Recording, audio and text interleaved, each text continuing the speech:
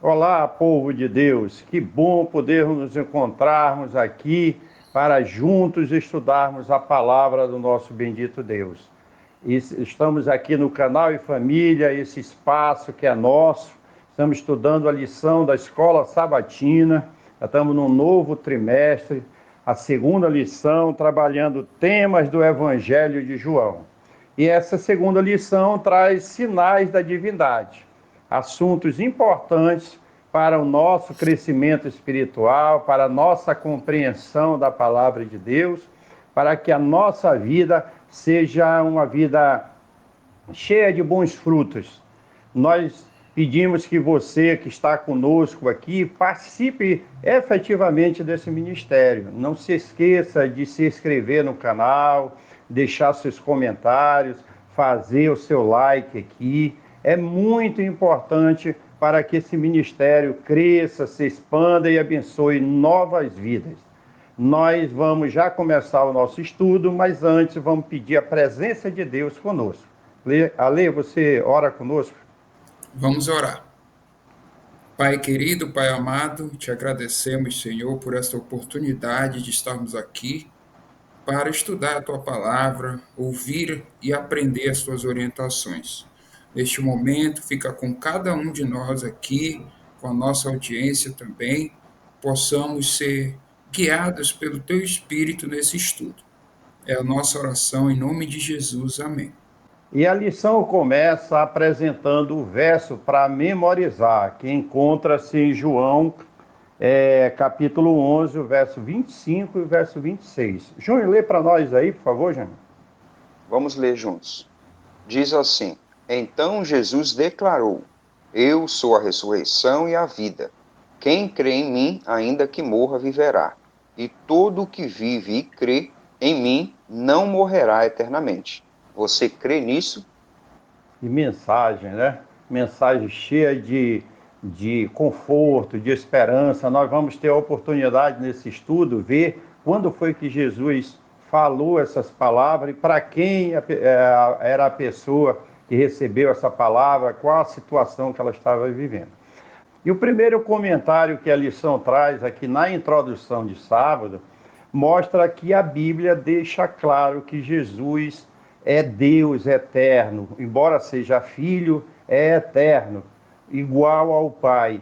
E João, que é o tema que nós estamos estudando, o livro que nós estamos estudando nessa lição, nessas lições desse trimestre, faz mais questão ainda de apresentar Jesus como esse ser eterno, um Deus eterno que sempre existiu, que não teve início e que nele foram criadas todas as coisas. Essa introdução deixa para nós essa verdade.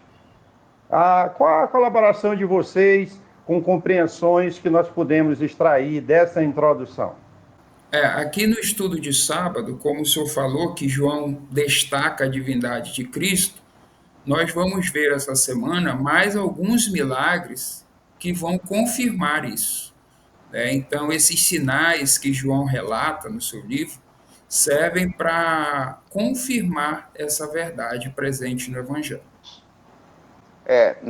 Nessa introdução aqui, nós temos alguns destaques importantes do estudo.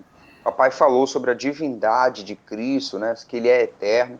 A lição aponta que ele tomou sobre si a natureza humana para poder executar o plano da redenção, mas ele sempre foi Deus. No decorrer dessa introdução, nós vamos ver que, como o Alexandre disse, os sinais de Cristo apontam para isso, né? A lição selecionou aqui 3 grandes sinais, 3 grandes milagres de Jesus para nós estudarmos nessa semana, apontam para isso também, e Jesus vai confirmar com esses sinais o seu discurso. Jesus fala sobre quem ele é, sobre a sua autoridade, quem o enviou, e esses sinais confirmam isso. A lição trabalha esse pensamento. No finalzinho desse estudo de sábado, vai dizer que esses 3 maiores sinais realizados mostram a divindade de Deus e que as pessoas reagiram de determinadas formas, né? Alguns se afastaram de Jesus, outros creram que ele era o Messias. Nós vamos estudar também, analisar no nosso estudo as reações das pessoas a esses grandes milagres. Muito bem, então nós já podemos avançar aqui para o domingo, que vai trazer o título O Milagre do Alimento para 5.000. E a nossa referência é João capítulo 6, a partir do verso 1, onde está relatado ali o milagre da multiplicação dos pães e dos peixes. E João vai dizer um detalhe importante aqui nesse relato, que esse milagre ocorreu perto da Páscoa, né? E nós sabemos que a Páscoa foi instituída lá no Egito, quando o povo foi liberto. E João vai dizer que Jesus é esse cordeiro pascal. E aqui a lição ela vai traçar um paralelo, alguns paralelos, né, sobre essa festa e sobre esse milagre também que Jesus realizou ali. Inclusive, após a pergunta 1, o autor vai colocar para a gente aqui um paralelo com Moisés também, remetendo também ao Antigo Egito. O que vocês gostariam de destacar da lição de domingo? Aqui no domingo, a ênfase é exatamente para esse milagre, né? Esse primeiro grande milagre que João vai explorar aqui, o nosso estudo vai explorar nessa semana. E como você disse, é esse paralelo com Moisés. A lição vai trazer aqui alguns paralelos da festa da Páscoa, né, que apontava para a grande libertação no Egito, e Jesus também subiu ao monte, como Moisés subiu ao monte. Tem outras aqui. Jesus testou Felipe, assim como os israelitas foram provados no deserto, certo? A multiplicação dos pães ali, naquele momento, apontava ali, tem um paralelo com o maná que foi concedido, o pão que descia do céu para alimentar o povo, certo? As 12 cestos que sobraram remete às 12 tribos de Israel. Então nós temos algumas lembranças aqui desse paralelo que ele traça entre aquele grande milagre e o Egito, a bênção de Deus sobre o povo. Legal, né, Júnior? E a partir dessas semelhanças, desses paralelos, disso que vocês já levantaram aí, porque nada no ministério de Cristo Jesus aconteceu por acaso. Dá a entender, às vezes, alguns relatos que foi por acaso. Jesus chega em algum canto, se encontra com alguém, mas esses acasos, entre aspas, Jesus aproveitou para trazer ensinamentos, lições e etc. E esse milagre aqui, como o Xande levantou aí, era um milagre que aconteceu ali na semana da Páscoa. E isso trouxe a oportunidade de Jesus realizar esse milagre, e o comentário da lição diz que, ao ver esses milagres, o povo comentou que Jesus era o profeta que haveria de vir ao mundo, porque Moisés tinha profetizado lá em Deuteronômio, e eu vou ler esse texto, que Deus suscitaria do meio do povo um profeta semelhante a ele. Nós podemos ver isso em Deuteronômio, capítulo 18, verso 15. Está escrito da seguinte maneira: o Senhor, seu Deus, fará com que, no meio de vocês, do meio dos seus irmãos, se levante um profeta semelhante a mim. A eles vocês devem ouvir. Então, imagina a situação que eles estavam vivendo, uma situação difícil, né? Subjugado ao Império Romano, passando por pobreza, por doença, por dificuldade. E quando eles veem Jesus ali realizando o milagre daquela monta, curando as pessoas e alimentando milhares de pessoas, eles se encheram de alegria e de esperança de que Jesus fosse aquele Messias que eles estavam esperando. Tudo isso apontava para um novo Moisés, o Messias que tinha sido profetizado. Embora a compreensão deles fosse distorcida, mas era isso que muitos ali esperaram e viram em Jesus aquele profeta prometido. Ali a gente já está adiantando um pouco o estudo que vem a seguir na segunda-feira, né, pai? Mas a gente pode avançar aqui, e antes de avançar para o estudo de segunda, é exatamente essa compreensão que a lição quer passar para a gente. Vendo aquele grande sinal, o povo reconheceu em Jesus o profeta, o grande profeta que deveria vir, o Messias. Um dos últimos comentários aqui da lição vai dizer: esses sinais maravilhosos, em seu contexto, deveriam ter tido um significado especial para o povo judeu. Tudo isso que nós estudamos aqui deveria ter um significado especial para eles. Vamos avançar então para o estudo de segunda-feira?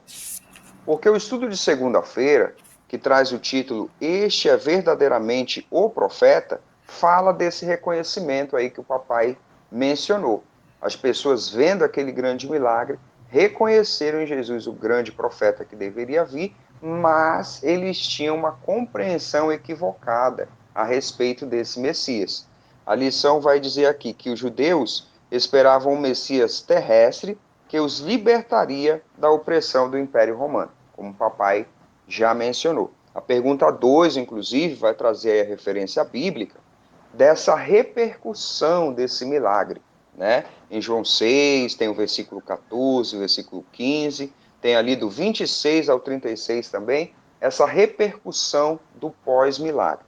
Então, Jesus havia operado esse milagre e isso despertou vários sentimentos naquelas pessoas. Pessoas começaram a comentar a respeito disso. E a lição vai dizer que Jesus não veio com esse propósito que eles esperavam, esse propósito de libertar o povo do jugo romano, de ser um rei terrestre, queria atender a essas expectativas deles. Mas o relato da multiplicação dos pães e peixes deu a Jesus a oportunidade de ilustrar quem ele era, que ele era o pão da vida, né? E aí nós vamos ver aqui que em João 6,35, Jesus diz: Eu sou o pão da vida, quem vem a mim jamais terá fome. Então ele tem a oportunidade de dizer ali que ele era o pão da vida, que ele é o próprio Deus que havia descido do céu. E seguindo nesse pensamento, não é, Júnior? O Jesus se apresenta como eu sou, como você já falou aí. Jesus diz: Eu sou o pão da vida, eu sou a luz do mundo, eu sou o caminho, a verdade e a vida. Então Jesus se apresenta para a sua audiência ali, judaica, conhecedora em grande parte dessas expressões, quando ele está dizendo eu sou, ele estava entendendo que ele estava se mostrando como Deus eterno, o eu sou. Por isso, na concepção dos fariseus, da liderança, eles vão ter isso como uma blasfêmia. Tá? Mas Jesus, diante dos seus milagres, que nós já levantamos aqui, que os milagres, os sinais, João diz que isso serve para que as pessoas vejam quem era Jesus e crendo tenham vida em seu nome. Então Jesus se apresenta aqui, e um dos textos mais bonitos que ele coloca aqui, que ele diz: eu sou a ressurreição e a vida. Então Cristo dá muitas maneiras, de muitas formas, de muitas maneiras, ele se apresenta mostrando quem ele era, a sua natureza divina e o seu poder de ministrar em favor de seu povo. Hein, pai? Essa expressão eu sou, né, que é usada aí na frente de vários temas, eu sou a luz do mundo, né? Isso aí remete, como o senhor disse, à apresentação que Deus faz para Moisés, quando ele, lá no Êxodo, em Êxodo 3, né, tem lá, quando ele se apresenta para Moisés, ele diz, eu sou o grande, eu sou. Então, essa expressão deveria trazer a lembrança dos judeus a respeito disso.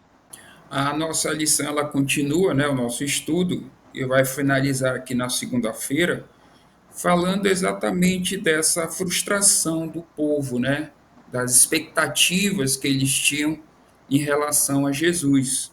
Inclusive, esse descontentamento do povo era tanto que aqui o Desejado de Todas as Nações, né, traz para nós algumas expressões, né, dizendo que os corações deles estavam descontentes, né, e chegaram ao ponto até dizendo que o fato de ele alegar ser enviado de Deus, mas recusar ser o rei de Israel, era um mistério que não conseguiam entender.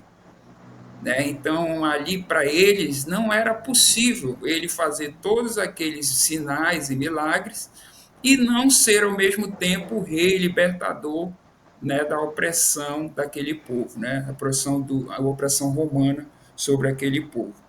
Inclusive chegaram até a duvidar se ele realmente era o Messias, o enviado de Deus, né? Então a lição ela vai fechar essa sessão aqui falando dessa expectativa, dessa frustração, né? A lição completa dizendo: eles procuravam benefícios materiais em vez da verdade que permanece para a vida eterna, né? Então eles queriam suprir a expectativa deles, né? E nós temos que tomar esse cuidado também hoje. O que Jesus é para nós hoje, né? Será que ele atende às nossas expectativas, né? Então nós temos que ter essa avaliação. Legal, Alexandre. Isso é muito importante. Inclusive, o autor fala aqui que essa compreensão, nós precisamos ter essa compreensão para nos livrarmos dessa armadilha, né? Como cristão, de ser levado, enredado por aquilo que Jesus não prometeu, não disse que faria, tudinho, e nós criarmos um Deus à nossa maneira. Eu acho que com essas considerações nós podemos então passar aqui para o estudo de terça-feira, que é o segundo grande sinal que essa lição traz, o milagre, a cura do cego de nascença ali. Esse assunto é trabalhado em duas partes. Então, aqui, Jesus de repente se encontra com um cego de nascença, tá certo? E ali há um questionamento da parte dos discípulos ao ver aquele cego. Eles perguntam o que tinha causado aquela cegueira naquele cego. Se era ele que havia pecado e estava naquela condição, ou se seus pais. Porque isso era uma crença que existia dentro do judaísmo de que todas as mazelas que pudessem acontecer com o ser humano era causa de algum pecado específico. Mas o autor da lição traz aqui, coloca a compreensão aqui, as palavras de Jesus, que nós não podemos pensar dessa maneira, né? Inclusive Jó, dá o exemplo de Jó. Jó passou por dificuldade e não era que ele tivesse pecado, não era que ele estava, tá certo? E Jesus vai dizer, não, nem ele nem os seus pais pecaram, mas esse problema dele é para que se manifeste a glória de Deus. Então foi uma oportunidade, não é, que Jesus teve para mostrar o seu poder criador, o seu poder restaurador, e ali ele então age em favor daquele cego. Inclusive o autor traz aqui um paralelo, que assim como ele havia criado Adão lá no início do pó da terra, agora ele vai fazer lodo, vai passar na vista do cego, ali uma simbologia muito própria, e diz, vai lá e te lava na fonte de Siloé, e ele saiu dali vendo. Uma mensagem muito importante, tanto do ponto de vista do esclarecimento teológico, como lições espirituais para cada um de nós. Que nós poderíamos mais trazer de ensino, de compreensão desse assunto, a cura do cego, parte 1. Aqui o nosso estudo ele vai levantar uma questão importante que nós observamos no Evangelho de João. Todos os milagres que João vai relatar aqui, que nós estamos estudando, como nós já falamos, Jesus tinha um interesse maior, né? Não apenas em realizar o milagre, mas também levantar questões importantes espiritualmente, né? E João ele vai dar esse destaque para isso, né? Nós podemos observar que os sinais que João relata sempre levantam questionamentos, embates, né? E um deles foi esse que o senhor falou, né? Os discípulos tinham essa má compreensão de que todas as mazelas que aconteciam ali para o povo era decorrente de um pecado, né? Outra questão aqui, Jesus vai usar esse milagre para também levantar a questão da cegueira espiritual. Nós vamos ver mais para frente, né, que Jesus vai ser ali interrogado pelos líderes espirituais do povo, e Jesus também vai traçar a importância, né, de ser curado pela cegueira espiritual. Então, sempre os milagres relatados aqui em João vai estar em torno de discussões e questões espirituais mais profundas. Isso é muito legal, né? Nós estamos aprendendo, assim como os discípulos, com os milagres de Cristo Jesus. Nós estamos tendo a nossa compreensão ampliada, né, Júnior? E aí, nessa sequência, isso vai criar um grande debate e tem também um porquê, não só o milagre, mas no dia em que ele foi feito, né, Júnior? A lição aponta para nós aqui que é só em João 9,14 que o narrador, que o evangelista, menciona que aquele milagre foi feito no dia de sábado. E como nós já vimos, né, pelos estudos que nós já tivemos aqui, tudo era motivo, né, inclusive, principalmente com relação ao sábado, para que os líderes religiosos se voltassem contra Jesus. E esse vai ser o ponto de discussão. Como o Alexandre também trouxe no comentário dele, Jesus vai usar essa oportunidade. Com certeza Jesus sabia que aquilo causaria, né, um alvoroço entre os líderes religiosos, para ampliar a discussão sobre o sábado, o que é lícito, o que não é lícito, se é lícito curar alguém, fazer o bem. E essa discussão é trazida aqui, né? A lição vai enfatizar que aquela cura violava esse mandamento, essa tradição deles, certo? E a conclusão que eles chegavam é que ele não podia ser um enviado de Deus, porque ele deveria saber que as tradições falavam para guardar o sábado de certa forma, com todos aqueles rituais que eles tinham. Essa discussão sobre o sábado vai causar uma grande divisão ali, né? Os líderes religiosos, por um lado, vão se tornando cada vez mais cegos e confusos, cegos espiritualmente, diz aqui a lição, e muitos vão crer que ele era o Messias, né? Vai dizer aqui que surgia ali uma divisão muito clara entre os que acreditavam que Cristo era o Messias e os que não criam nisso. Muito bem, então nós avançamos aqui para quarta-feira. Vamos tratar da segunda parte desse estudo, a cura do cego, parte 2. Né? Aqui na quarta-feira, nós temos a referência bíblica, que está em João, no capítulo 9, a partir do verso 17. E nós vamos poder observar, através do relato aqui do Evangelho, as repercussões desse milagre. Como nós já falamos, em todos os milagres ali de Jesus, sempre girava em torno ali um debate, né, um questionamento. E aqui não foi diferente. Os líderes religiosos ali debatiam com Jesus, né, e questionavam, inclusive o cego. Né? Aqui vai ficar bem claro o questionamento dos líderes com esse cego, né?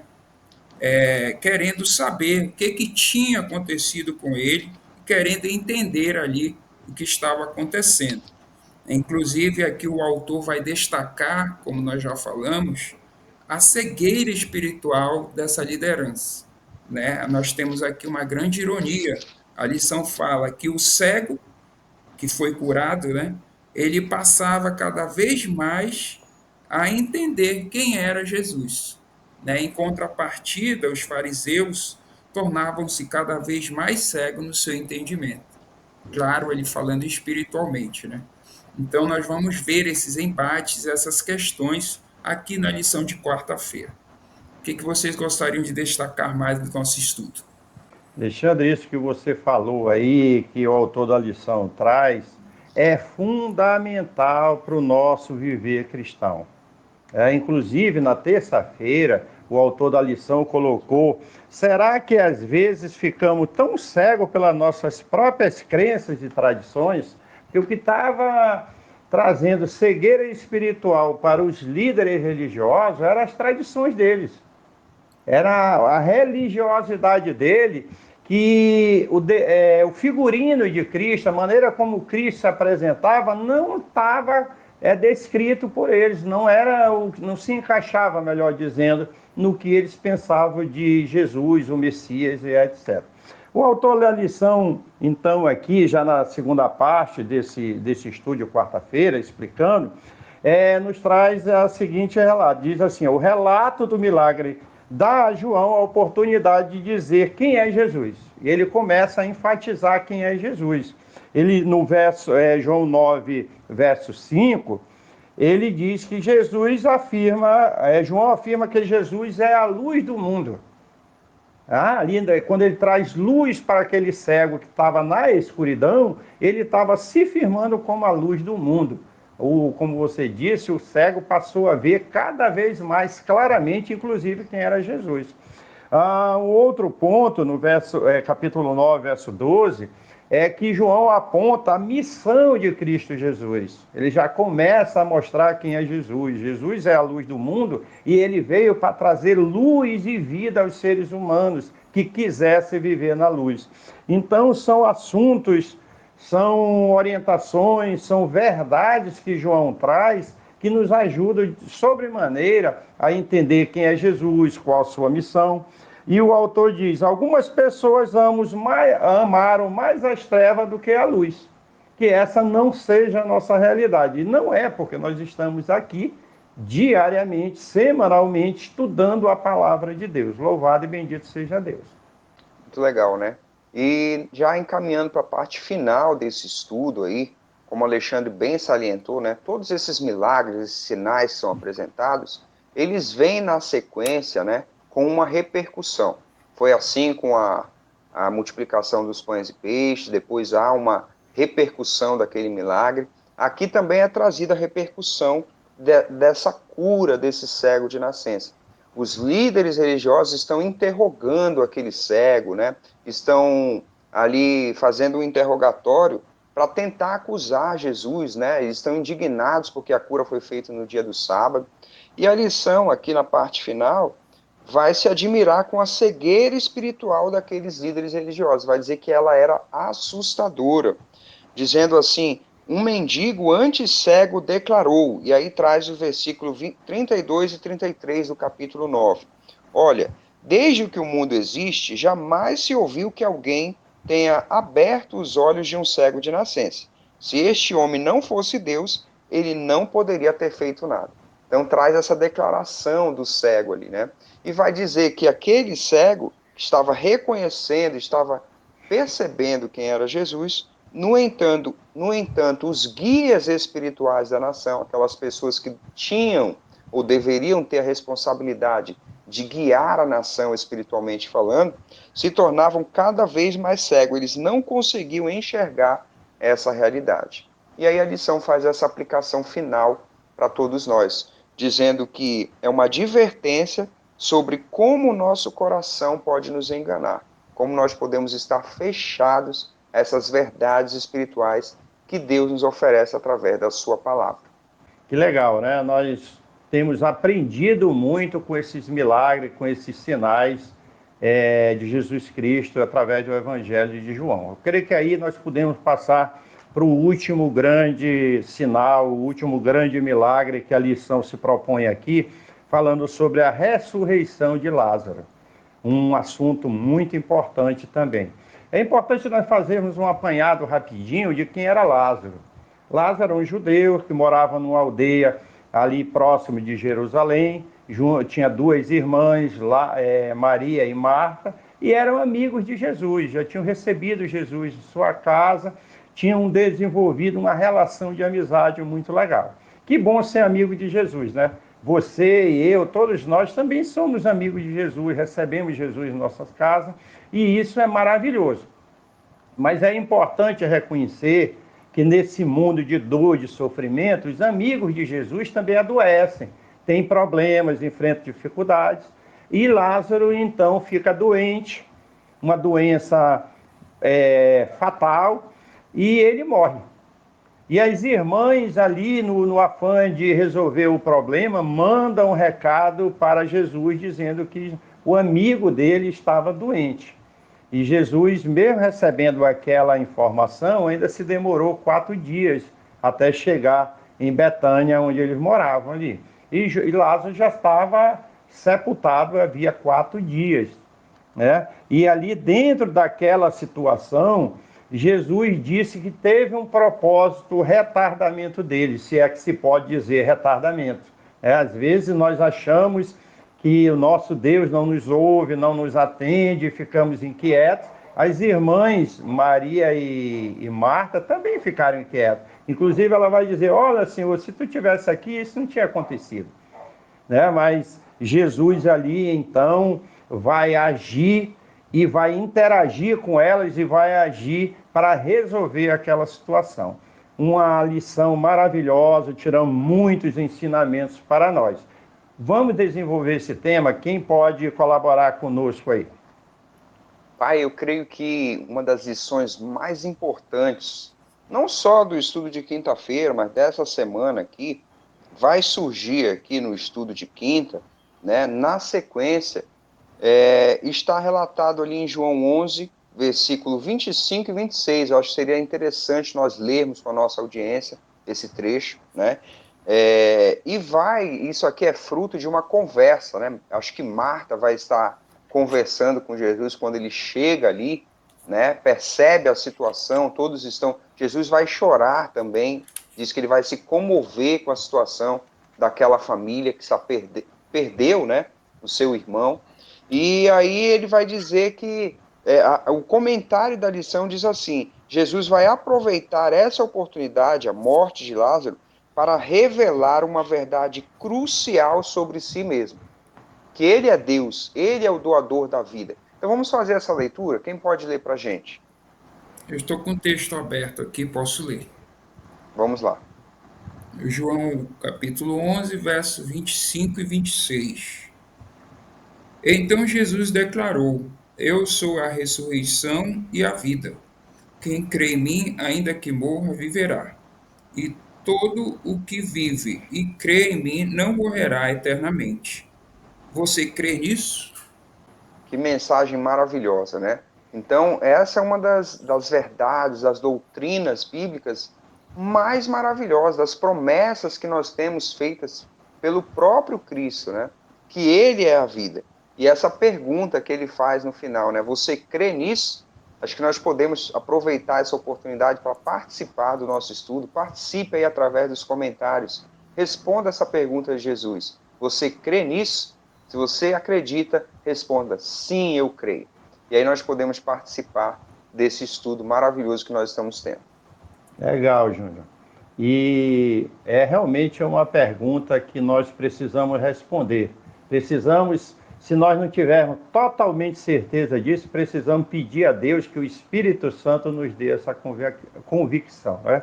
Nós vamos para a parte final já do nosso estudo. A lição traz a pergunta número 5: o que Jesus fez para confirmar a sua reivindicação, né? Então não deixe, como o Júnior propôs aí, de participar dizendo: sim, eu creio, se você crê nisso. Alexandre, o que mais nós podemos extrair daqui de lições para a nossa audiência e nós sermos edificados na palavra de Deus? Exatamente. O estudo ele finaliza nos mostrando realmente essa verdade, né? Esse sinal que João relata, a ressurreição de Lázaro, e não só esse, como os que nós estudamos essa semana, eles apontam, né, para Jesus como o doador da vida, como o próprio Deus. Né? Então, lá na cura do cego, Jesus diz: Eu sou a luz do mundo, né? Eu sou o que traz à luz a verdade de Deus. Né? E aqui Jesus está dizendo que através dele, ele traz a vida. Né? Ele é o doador da vida. Então, esses milagres, mais uma vez, nos ajudam a entender quem é Jesus, o Messias, o Filho de Deus. E também, Ale, ele nos traz uma esperança, né? Além de nós sabermos que Deus é o doador da vida, nós entendemos que crendo, nós podemos ter vida por meio dele também. Então foi um estudo maravilhoso que nós tivemos nessa semana aqui, né? Esses 3 milagres selecionados pelo autor nos dão diversas compreensões de quem é Jesus, que nós temos vida a partir dele. Nós esperamos que esse estudo tenha impactado a sua vida, como impactou a nossa aqui ao realizá-lo, ao fazer esse estudo, que nós possamos a cada dia sermos influenciados por essas verdades maravilhosas que nós temos aqui no estudo da lição da Escola Sabatina. Esperamos você no próximo estudo. Fique com Deus.